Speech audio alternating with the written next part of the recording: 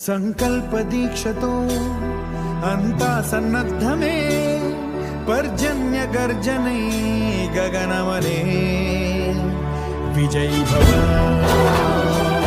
చాలా మంది ఫెయిలియర్స్ గా మిగిలిపోయి ఎందుకు వెనకబడిపోతున్నారు తెలుసా?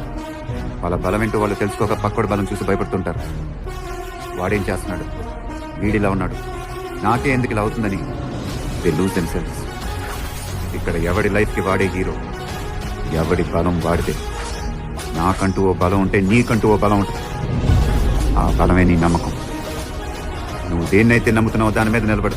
దీనమ్మ గెలుపు దానంతటా అదే వచ్చి నీ కాళ్ళ దగ్గర కూర్చుంటుంది.